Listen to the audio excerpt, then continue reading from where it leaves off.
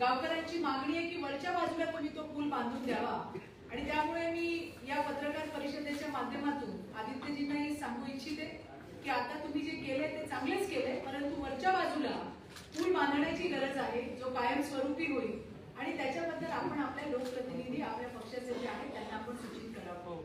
याशिवाय बरेच असे प्रश्न आहेत या आदिवासी पाड्यांमधले जे रोज मी एक पाठवणार आणि मला अपेक्षा आहे की त्या प्रश्नांवरती सुद्धा अशाच पद्धतीची दखल घेतली जाईल. वर असणारा सावरपाडा गाव आणि तिथे असणारा शेंद्रीपाडा 2 किलोमीटरचा रस्ता नाहीये. पिकलेला शेतीमाल विकायचा कुठे हा तिथल्या बांधवांचा फार मोठा प्रश्न आहे. पाण्याचे प्रश्न आहेतच, आरोग्याचे प्रश्न आहेतच आणि मला आनंद वाटला की आज स्वतः त्यांनी त्या ठिकाणी लक्ष घातलंय आणि त्यामुळे येणाऱ्या दिवसांमध्ये रोज एक प्रश्न हा त्यांच्यापर्यंत पोहोचवण्याचं काम भारतीय जनता पार्टीच्या माध्यमातून आम्ही करणार. मला आशा अपेक्षा आहे, विश्वास आहे की त्याच्यावरती सुद्धा त्या पद्धतीने काम होईल. या साकोच्या बरोबरीनेच तिथे असलेली बाकीचे जे प्रश्न आहेत ते सुद्धा अतिशय भयंकर असे आहेत की त्या भागामध्ये आजही त्र्यंबकच्या त्या क्षेत्रामध्ये 22 अंगणवाड्या येतात, प्रस्तावित झालेल्या आहेत. मार्च 2021 ला अंगणवाड्या प्रस्तावित होऊन सुद्धा आज त्या ठिकाणी स्वतःची अंगणवाडीची इमारत नाही. रस्त्यांची परिस्थिती इतकी बिकट आहे, मी जसं तुम्हाला सांगितलं, आज तर आम्ही स्वतः आमच्या सगळ्या या टीमने त्याचा अनुभव घेतला की तुम्हाला चालण्याशिवाय गत्यंतर नाही. जर कुठली गरोदर बाई, अडलेली बाई, म्हातारी माणसं, अत्यवस्थ झालेले रुग्ण यांना डोलीत घालून तिथपर्यंत आणण्याशिवाय पर्याय नाही.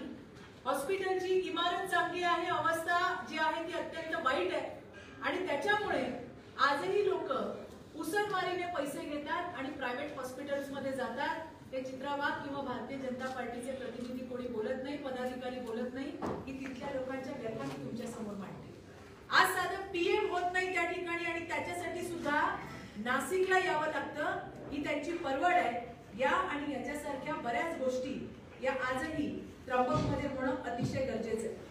खावटी योजना सप्टेंबर 2020 ला शासनाने निर्णय घेतला की कोरोना काळामध्ये राज्यातल्या 11,50,000 कुटुंबांना खावटी योजनेद्वारे त्या ठिकाणी अनुदान देण्यात येईल.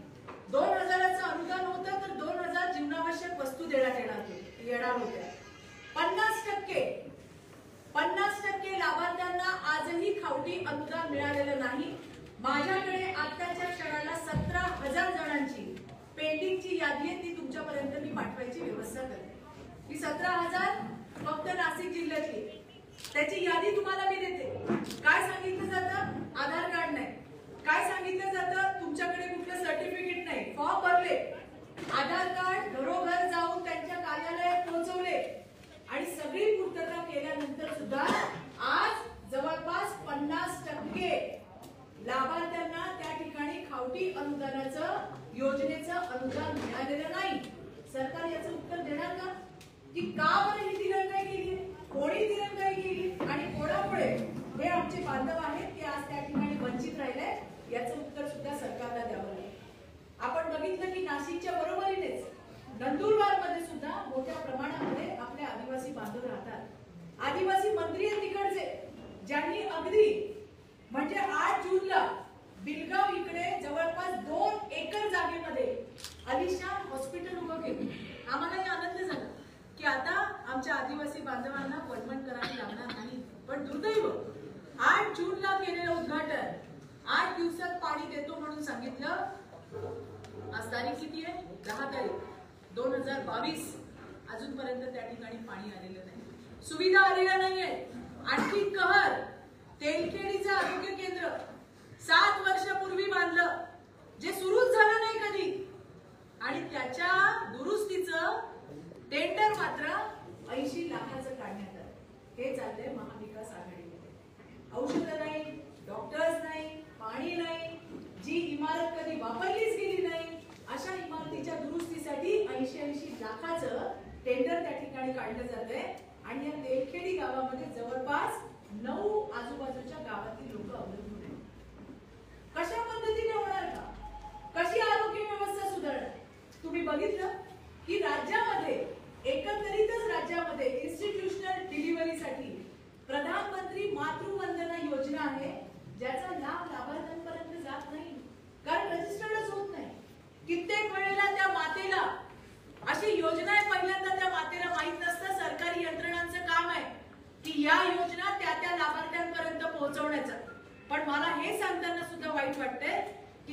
एकदा या योजना पोहोचत नाही.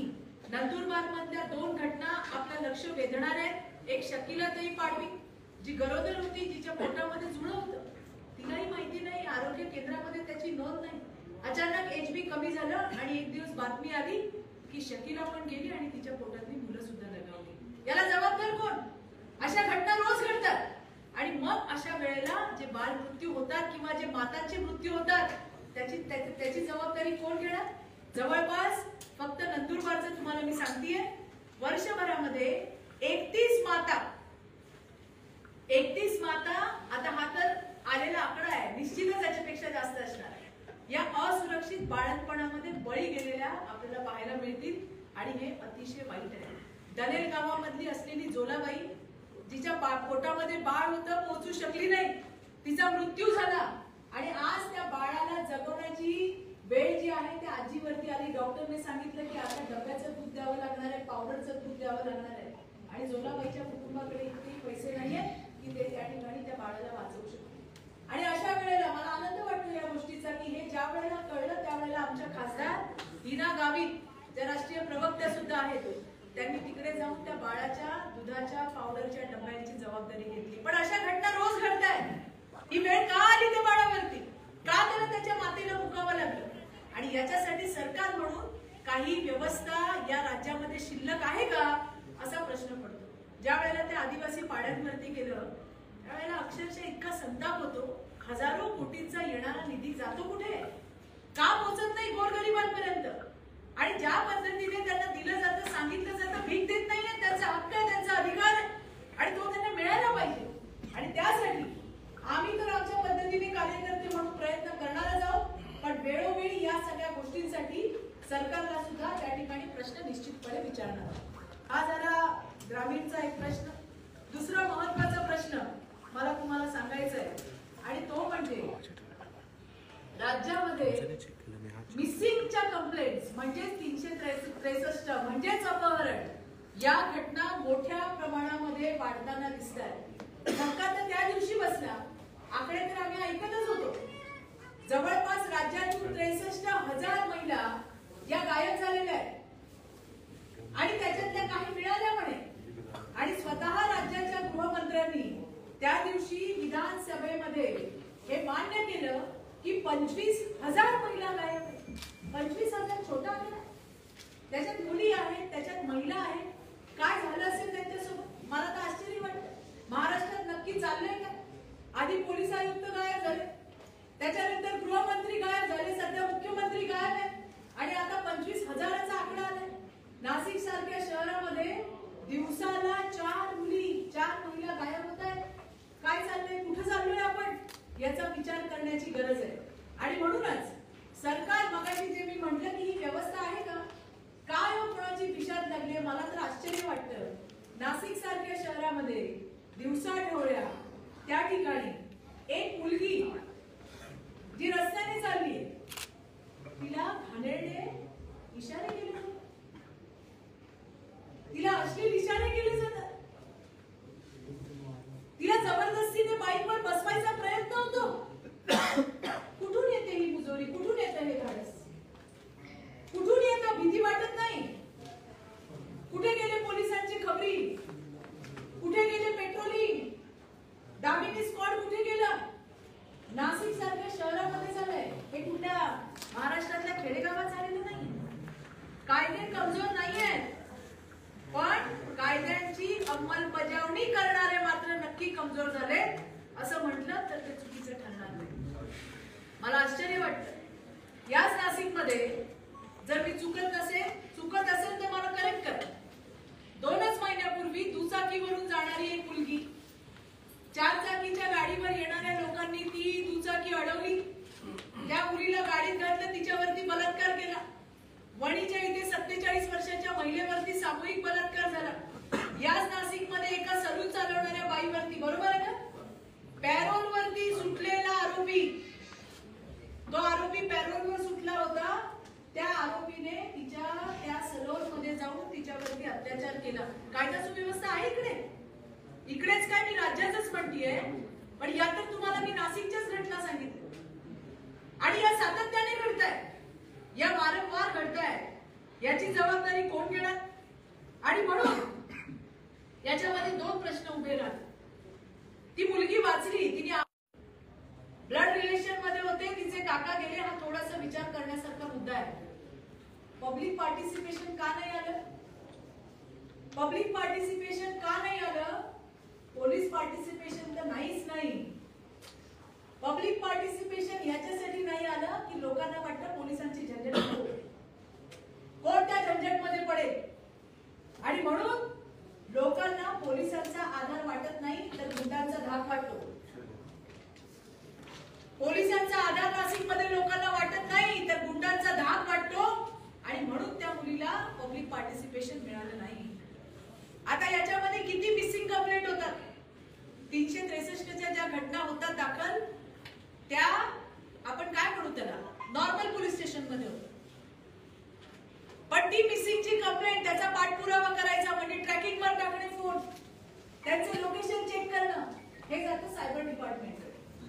मग सायबर डिपार्टमेंट आणि नॉर्मल पोलीस स्टेशन यांचा समन्वय आहे का? यांचा जर समन्वय असेल तर निश्चितपणे या केसेस लवकर सुटू शकतात. पालक जातात, पालक विचारतात काय झालं आमच्या केसचं, तपास चालू आहे, हा एक त्या ठिकाणी उत्तर येतं, त्याच्या पलीकडे काही करत नाही, चक्रा मारत राहतात, आणि या केसेसमध्ये अशीच चालढकल होते. आणि आपण बघितलं पर्यायाने 363च्या म्हणजेच अपहरणाच्या ज्या गोष्टी आहेत, ज्या घटना आहेत, त्या ठिकाणी आपल्याला वाढत जाताना दिसत आहे. आणि याच्यामुळेच कायदा सुव्यवस्थेचे इतके वाईट धिंडवडे निघालेले आम्ही कधीही पाहिले नाही. रोज आणि रोज महिला आणि मुलींवरचं अत्याचाराचं सत्र चालू आहे. कुठे बलात्कार होत आहेत, कुठे सामूहिक बलात्कार होत आहेत, तर कुठे मुलींचं अपहरण होत आहे. ह्युमन ट्रॅफिकिंगचं काही रॅकेट सक्रिय झाले महाराष्ट्रामध्ये. या मुलींसोबत या महिलांसोबत नक्की काय होत आहे? त्यांना कापून टाकलं जातंय, मारलं जातंय, फेकलं जातंय, त्यांचा मिसयूज केला जातोय, नक्की काय होतंय? याचं उत्तर महाराष्ट्र पोलिसने आणि राज्य सरकारने देणं अपेक्षित आहे. परवा मी एक बातमी वाचली चंद्रपूरची, आणि त्या चंद्रपूरमध्ये कुठेतरी कामाला लावून देतो म्हणून सांगत कितीतरी मुलींना त्या ठिकाणी नेण्यात आलं. त्याच्यात ती एक मुलगी ज्या वेळेला सुटून आली त्यावेळेला या गोष्टी सगळ्यांच्या लक्षात आल्या. माहित नाही अशा किती मरण यातना या राज्यातल्या महिला आणि मुली भोगत असतील, आणि फक्त याला कारण असेल तर ती सरकारची निष्क्रियता आहे.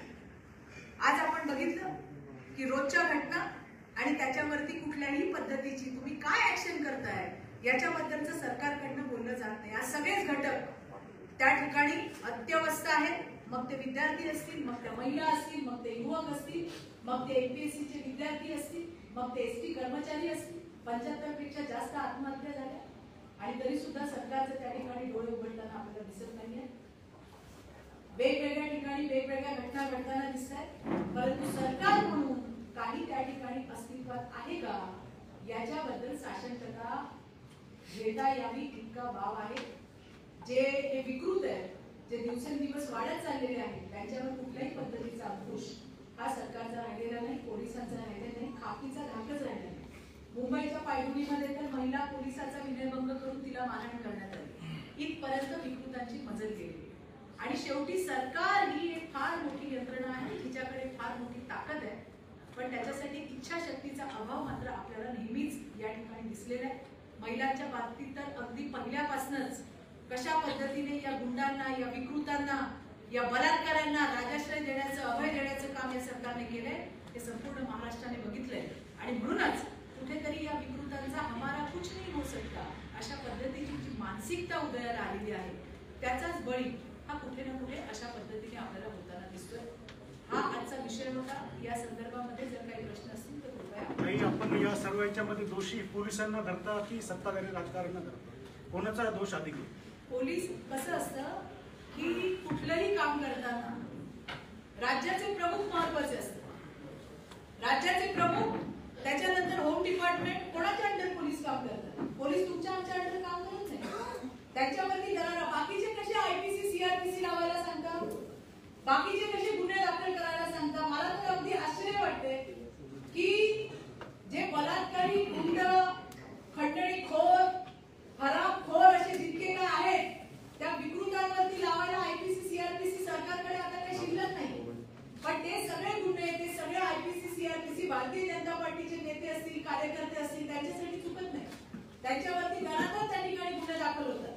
चुकत असेल तर नक्की करा, पण कायदा सगळ्यांसाठी सारखा आहे, त्याच्यामुळे तो सगळ्या ठिकाणी लागू व्हायला पाहिजे. आपण येण्याच्या अगोदर मी समोरचे फोटो निहाळत होतो. वाजपेयी असतील